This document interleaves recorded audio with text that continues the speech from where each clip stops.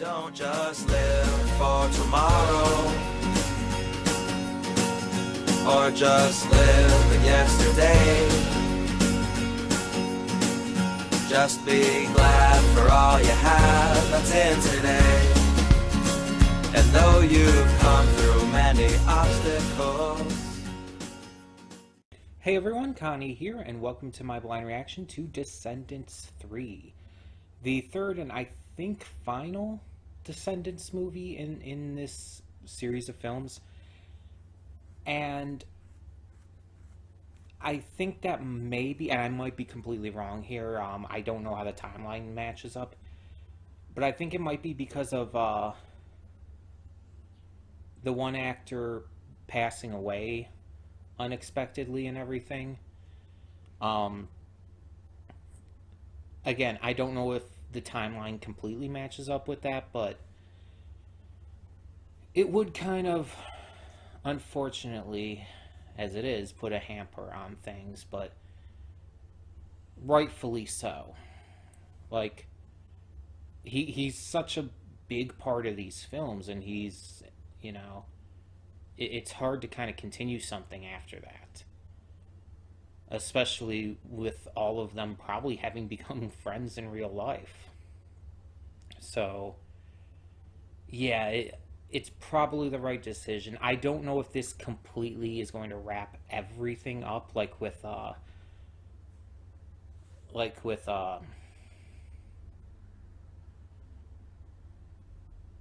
mind is blanking on her name, Ursula's daughter. I don't know if it's going to wrap up everything with that, with just in general everything else with the island and all, bringing more people over. Just everything kind of set up with the first two films. I don't know exactly what the plans are and exactly where this is going to go at this point. But I'm definitely interested to see how this ends nonetheless. Now, I believe there is already a plan for the next movie after this. I think Smurf already knows what he's going to donate for next. Which is kind of a good thing, because this is the last movie we have on our list right now. So if we just don't end up getting to movies at any point, like if we ever get to this point, and for those who may not know or those who are newer, and we just don't have any movies on our current donation reward list, then there's really nothing we can do about it, and we just continue on as normal. If there are no movies, there are no movies. But we'll kind of tackle that when we get to that. I'm just noting this is pretty much it that's on the list as of current, but I think Smurf knows what he's going to donate for next already. I might be wrong about that. So, if you can and desire to, you can donate, get a movie reaction for anything you're able to donate. It's completely optional, though. If you can't, we still have other stuff going on. We have a poll on the channel on the community tab currently. If you go to that, we are running a poll for our first poll series that we're doing. We did poll stuff back in the day, but we're kind of like just starting over with it. We're having a full slot for it now here with our current schedule. And you can vote on what the first poll show is going to be. And that is going to basically replace Amphibia once we finish that up. Once we finish season 1. And Amphibia will possibly continue after that. I don't know. We'll tackle that when we get to the end of the season. But that specific slot in the weekday will be the poll slot from here on out. So if you have yet to vote on the poll and desire to do so, please do so. It's a 3-show poll. Whatever shows are not picked this time will remain on the poll, and something else will be added next time we need one. So, yeah. And because with this film, because I don't know really what to expect, I don't know how it's going to wrap anything up. I don't know if we're going to have too many wrap-ups. Because of all of that, there's not really much of anything else to say. So, we're just going to get right into this. Hope for the best with this film, and hopefully it at least ends off this trilogy on a satisfying note. Even if not everything is answered, even if it does leave some things open for another film that most likely will not come, I hope it's at least satisfying. But yeah, we'll see. But I very much enjoyed the second one a lot more than the first. It definitely had a lot less issues and was just generally much more enjoyable. So I'm hoping that this one follows suit and continues this trend of each one being better than the last. I would be perfectly fine with that. So let's find out. When the screen fades to black, pause this redirect and go to the description below. Follow the link to the reaction, and after you watch it, come back here to the redirect and resume play. Because after it fades to black and then fades back in, everything from that point forward will be my afterthoughts and will contain spoilers to the movie. So, with that being said, thank you so much for tuning in, and I will see you at the reaction. And we are back, and we'll begin with spoilers in 3, 2, 1, now. So, I was already tearing up at the end. Like, I was already getting really emotional. But then it had the dedication to Cameron Boyce, and it's like, I almost lost it. if the full credits hadn't started rolling at that moment and everything, and I was able to stop the recording, I probably would have lost it. It's just like, of course they were going to do that. Of course they were going to dedicate it to him since it came out after his passing. I expected that, but at the same time, it's like just seeing it really made a hit. And it's just, that kind of stuff always does that to me, though. It's like that always will. It's just so tragic and terrible whenever any actor or actress passes away in an untimely death, no matter what the cause is or anything. But seeing that dedication and even hearing the stories from the people who loved and worked with them, is just like, it gets to me. And it's probably because of my empathetic nature, but it's like, stuff like that just is one of the many, many things that can make me cry easily. Let's be honest, I'm a crybaby. I am a very easy crier. So I said going into this that I didn't know if there were any plans for any more movies or anything, but I was hoping that no matter what the case, that this ended in a satisfying way. And I looked it up in between the recording of the reaction and these afterthoughts. I couldn't find anything that said one way or the other if there was plans for a fourth film or not. There's definitely stuff that could be explored in a fourth film, especially with the aisle being free now. But at the same time, I don't really think there needs to be any more. This third movie felt like such a perfect closing chapter on this trilogy. It gave us closure on everything we needed. It had a good conflict, great new characters introduced, returning characters who were some of the best in the last film. I mean, Uma and Hook, just being the big examples there. Great music that wasn't as good as the last movie. The music was the best in Descendants 2, 100%. But there was still some really good music here, still better than Descendants 1. And I like how Mal had this struggle. Not in terms of trying to, struggle with, should she belong on the aisle or be bad again or anything like that, like what they did with the second film. But rather, she had this struggle in regards to whether or not the aisle should be closed forever.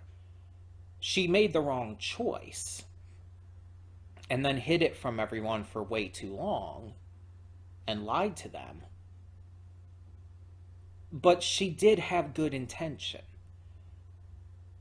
Like, 100% her intent was pure. But, as I said in the reaction, that doesn't excuse her actions from being wrong. She was still in the wrong. And she was still wrong for doing what she did. That's not going to change just because her intent is nice. Like, some of the worst people in history have had what they consider good intention. Good intention is a matter of perspective. And yeah, of course, like, we understand where Mal was coming from and why she chose to choose what she did. Like, her intent was genuinely good. But it was, again, still the wrong move. So I can't overstate that enough.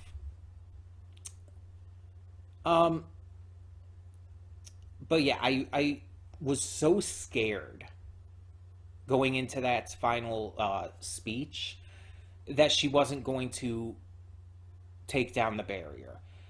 As I said in the reaction, everything was hinting at that. Everything was building up to the fact that the barrier was going to come down.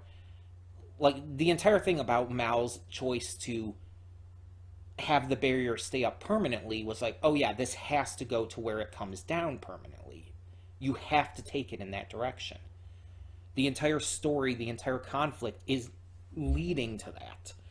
Especially with the concept of the villain of this film being from Oregon, instead of the last two films where the main villain was from the Isle. That was an important distinction to make. And again, it made it very clear and very important that by the end the barrier had to be taken down and the Isle had to be freed. But it wasn't getting to that yet, and I was so scared. I was scared that, like, instead they were going to continue the program. That's where I was worried it was going to go.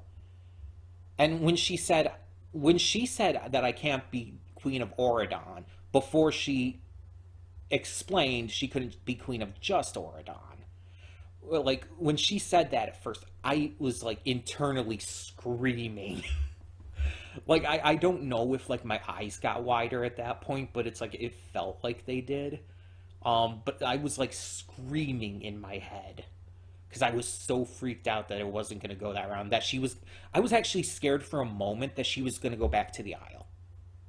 That she was going to choose to stay there instead, and it's, like, kind of lead to, like, some sequel bait or something. I was so scared that's where it was going to go for a second. I am so glad I was wrong.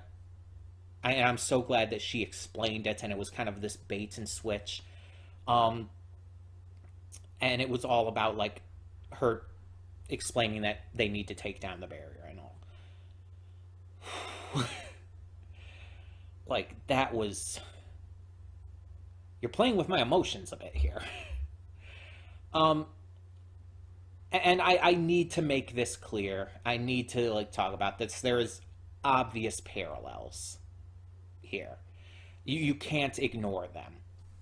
There's obvious parallels with the entire having to take down the barrier and open the borders between the Isle and Oregon. This came out in 2019. It was obviously worked on for like a year or two before that, probably in the writing process for even longer. You know what they were going for there. I don't even need to say it, but you know. It was very obvious, and it was a well done representation of that. Because of the, honestly, bigotry and hate being shown towards the people of the Isle, even after it's been proven that people can change and come into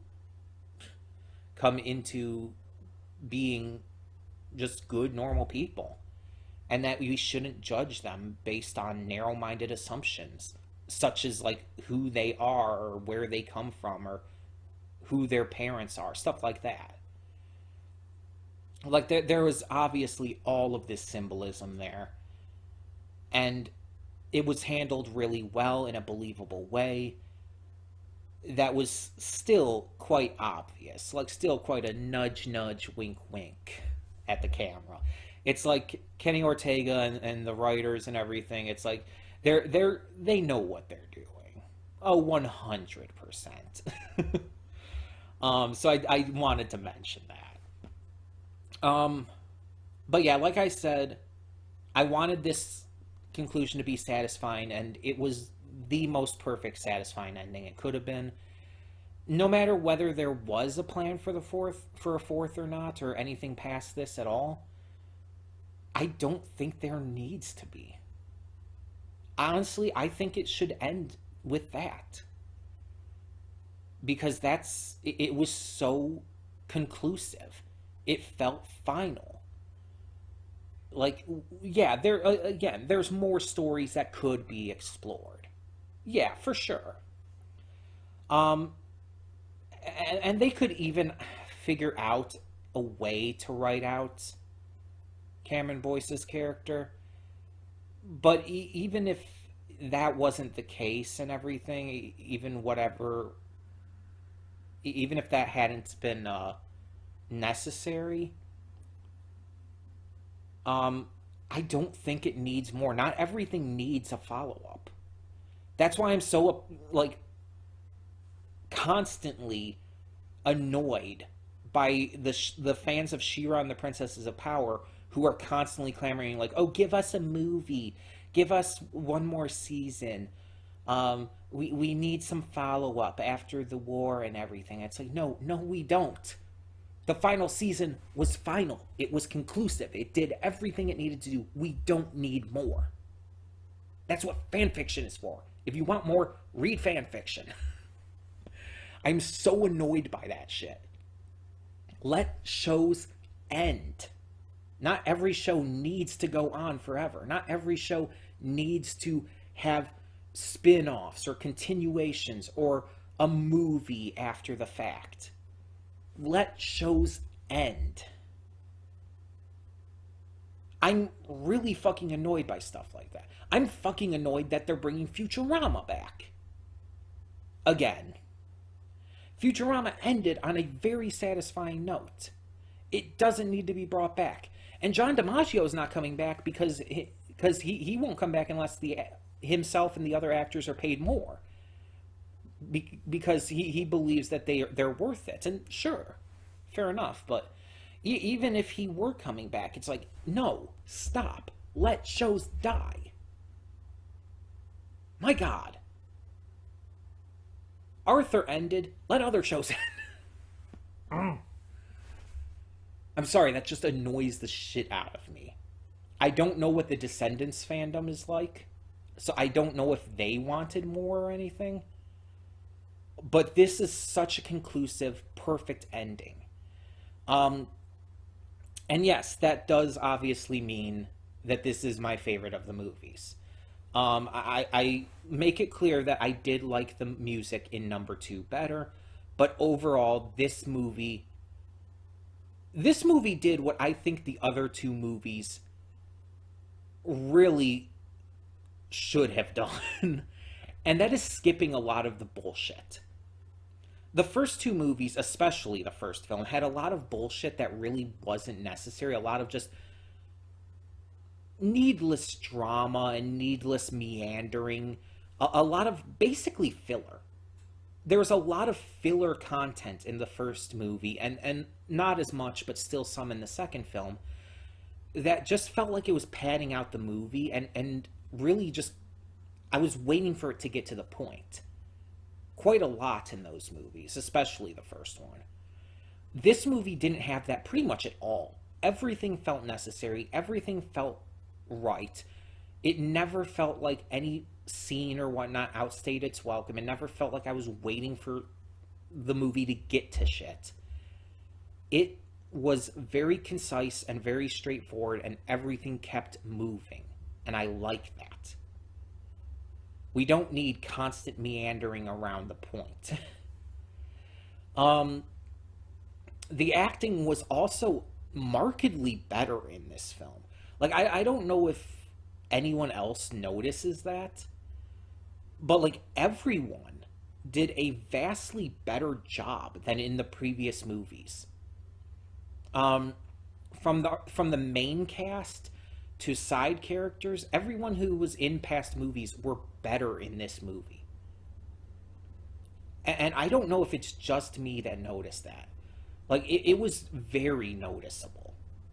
They felt more believable here. And maybe that is partially just because they have the experience under their belts of working as these characters. Maybe that helped them be able to come into this third film in a much better way. And maybe they've had other experiences during the time between the movies and during just the time the first two movies came out as well, that allowed them to just build upon things as well. Every single one honestly just felt more perfected. And I really liked that. The new additions to the cast were great. Hades, the actor who played him, fantastic. Again, not the same kind of sass and goofiness as the cartoon version from, I think it was 97. Not quite the same, but I wouldn't expect him to be, honestly. But he was great. He did have sassiness. He was goofy. He was a jokester, but he also had an anger to him. He also had a vengeful side to him and a pettiness. And it's like, yeah, Hades should feel like that. But he also had a soft spot for his daughter, that we found out about through Celia. And it's like, oh, okay. I almost kind of believe that. and then once it came back around in the end, and all, it's like, I'm actually okay with this. It's a little unexpected, but it worked. And Celia herself, she was great. She definitely felt like the daughter to Dr. Facilier. She didn't get a lot of screen time in this. Neither did Smee's sons, or Dizzy even. They were all kind of like more lower supporting characters, but they were good for their small roles, even if they didn't do much. Like, Smee's sons barely did anything. Like, the best moment for either of them is when the one tried the candy for the first time, the chocolate, and it was just like his eyes wide and like that was cute. Yeah, they didn't really have a huge role to play. Dr. Facilier being in this does confuse me a little, like, because he very much was dragged down to hell in Princess and the Frog. And this kind of makes it clear that it's not exactly following the continuities of the original films. I mean, honestly, I didn't even think about this until now, which is kind of like a doy moment. It's like, I should have.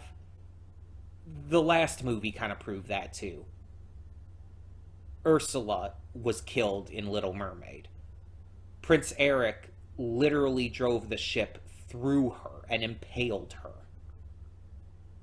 So her being in the second movie, yeah, I just thought of that. It's just like, oh, that kind of told us it wasn't exactly following the continuity. But yeah, so it's kind of the same thing here with Dr. Facilier. They're just going under the idea that he was just defeated. And it's kind of weird. It is.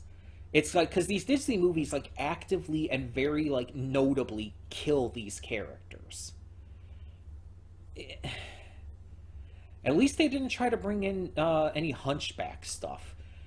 Trying to explain away Judge Frollo and if they try to make him in any way redeemable, it's like, no. Judge Frollo is one of the most evil Disney villains, hands down. And just one of the fucking creepiest. Like, oh my god, the way he sniffed Esmeralda's hair, like, I fucking hate that to this day. Hunchback of Notre Dame would have been an amazing movie if not for the gargoyles. Still very good. But yeah, they do change some things around. The actor they got to play Dr. Facilier, perfect. Like, obviously, he doesn't have the vocal perfection of Keith David, but who does? Like, let's be honest, Keith David has one of those voices. It's just like, he's just perfect. He has one of those perfect voices. Up there with the likes of Markiplier or James Earl Jones, voices like that. So I wouldn't expect that, but his mannerisms, his personality, spot fucking on. Like, that was a live action Dr. Facilier.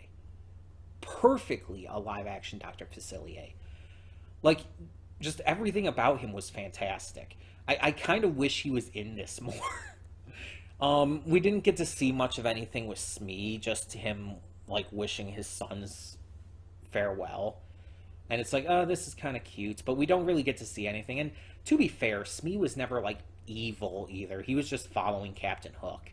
He was a really huge goofball, even in Peter Pan. We do get to see Lady Tremaine in this. And she's a lot, how do I put it? Chilled for this film. I don't know how else to word it. There's a word or a phrase I was trying to think of and I couldn't. They definitely dialed it back with her. Because Lady Tremaine was definitely a lot more twisted in Cinderella. She did not care for her family. I will give you that one right there. Her daughters, she didn't give a shit about them. So seeing her actually kind of care about Dizzy in this is a little weird, admittedly. But at least she was distant and cold still. Like, they still kept a little bit of that. But yeah. I really liked that Audrey was the villain. I think it was the right choice. You could have had a different character. You could have had it be, I don't know, the dumbass. You could have had it been him. But no, instead you have it be Audrey, and it's like, this makes sense. This actually feels like this was built up to almost. With the first film, this actually works really well. And having her go completely mad with power, it just worked. It was just kind of perfect, honestly. And this actress, like, oh my god, I didn't really think much of her in the first film. She was great in this. Again, I don't know if it's just more experience, but even just her screams were just fantastic. She was believable. She was believably twisted, not evil, twisted. And I think that's a good way to put it. I think that's a good quantifier for this. She was never evil. She was twisted into this negative side of herself because of her jealousy and her just pettiness. And then getting that power and everything, and getting continually rejected by, like, even Ben and all. It's like it just kind of drove her more into honestly a sad insanity. You kind of felt for her. And by the end, like, when she realizes that she was very wrong, she realizes how fucked up off the deep end she went. And she apologizes. And I am so glad that they apologized to her too. Because they clearly didn't understand and didn't notice how upset she was at what had happened. So, yeah. And even her grandmother apologized, which, again, a very nice touch. And I mean, after they literally saved Audrey's life, like, you two better fucking apologize. But still. Um, we didn't see Mulan's daughter in this. I don't think she was in this at all, the actress. Like, I don't even think she was in the background. I didn't see her. And the last movie ended with her becoming captain of the team. So it's like they just did not follow up on that.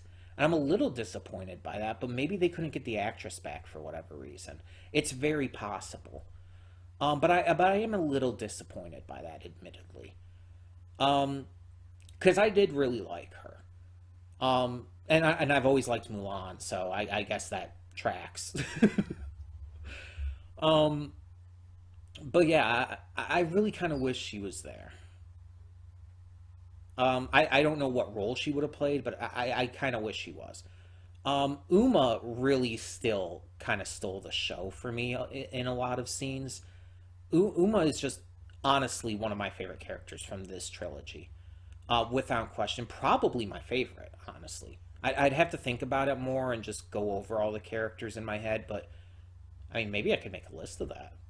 That's a very possible list I could do. Uma's probably my favorite, though. I think just off the top of my head, I would say. I just her actress is phenomenal, both in terms of acting and singing. I love her her style. Like, just she's got style. Like, I love her look. And I love her character arc. I've talked about it before. I like characters who get redeemed. Like, redemption arcs are something that almost always work with me. It actually takes a lot for me to not like a redemption arc. But I also like I like characters who are never really evil, but are antagonistic because of their circumstances. I like those characters being redeemed because it feels realistic and believable. And part of that is because of the antagonism I showed personally towards many people in my past, and the fact that I've been able to work and redeem myself since then. So seeing characters who had showed that kind of antagonism get redeemed and become better people through it is like, yeah, it's kind of personal in a way. But also, I've seen and heard of many stories of that happening, of people who held very wrong and backwards beliefs and had to come to terms with that. And a lot of times through other people, through making friends and finding people who would actually, give a shit about them in some cases. That's a very big factor for a lot of these stories. So I really liked and connected with Uma's character. Um, so that always helps. um, I really I think she definitely just stood out for me. Um, but I like almost all of the characters. I think the dumbass is the only character I really actively never liked. Like, I'm kind of used to him, and it's just like, I don't really care. I'm just kind of apathetic about him at this point. But I never really liked him. He was always just a dumbass. And it's like, okay, you can just kind of go away, my dude. He's probably one of the only characters I did never really like. I guess the parents are close to that, though. Like Maleficent, and uh,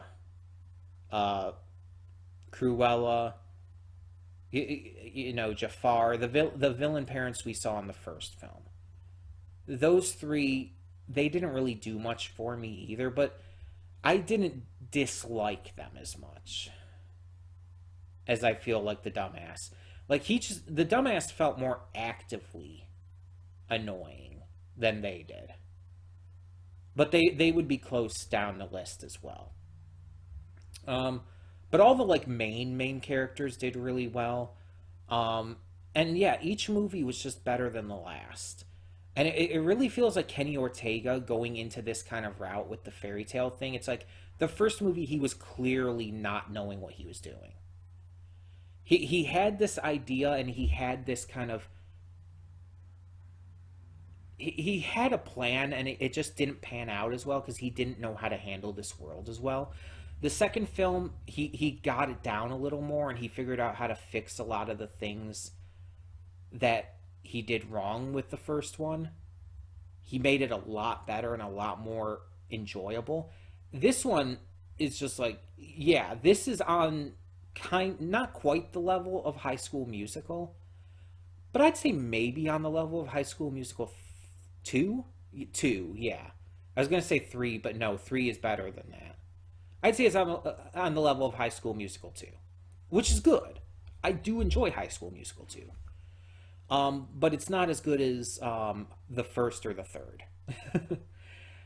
This one would be on that level. Yeah, this one would be on that level. It's not quite as good as High School Musical for me. I still think that was like Kenny Ortega's best for sure. That was definitely Kenny Ortega like really hitting it on the head. But this third film was, I'd even say maybe even a little above High School Musical 2, between High School Musical 2 and the other two. It's definitely, it's better. And it's definitely a good movie, like legitimately a really good movie. But it's not quite on that level. You know what I mean? But I'm very thankful to have seen it, because like even without the first film, I would not have been able to see the rest of them. At least not in a way that felt satisfying. And so I definitely needed to go through this and go through the more negative aspects of the first film, and even to a lesser degree the second film, to really get all of this down. And honestly, I enjoyed it. I enjoyed this trilogy as a whole, and I'm glad I got to see it. So thank you to Smurf for choosing it. And yeah, I mean, if you or if anyone else has any other ideas like this for the future, please feel free to suggest them. Whether it's a show, a movie, etc. And obviously, only donate for a donation reward if you are able to and if you desire to. It's completely optional. And if you're unable to for whatever reason, or just don't want to, that's perfectly fine. With the poll videos coming in, you'll have another way to interact with the channel, and all reactions otherwise will still always be available no matter what. There is no paywall in order to see any of the content. All content will always be viewable by everyone, no matter what. So I thank you all so much. And like I said in the pre-thoughts, I think Smurf knows what the next one he's going to request is. But we'll have to see about that when he responds to this video and everything. But at the moment, this is the last one until we get that or whatever. So if anyone else can and wishes to, feel free to donate for some more movies. There is a list on Discord if you need some ideas of some examples of movies I have not seen. But you can ask just in the comments, and I will let you know if I've seen the movie, or if you want to request a series. Go for it, or a YouTube video, whatever you want to request. I'm just saying, at the moment we have no more movies until something else is requested. So tell me in the comments below, what did you think of Descendants 3? Did you think it was the best movie of the trilogy as well, but also think that Descendants 2 still had the best music? Let me know. Let me know, because I feel like that might be a weird take. Not necessarily unpopular, just kind of a weird take. But let me know your thoughts down below. And thank you so much for tuning in. For now, I'm Connie, and I'm signing off. See y'all next time.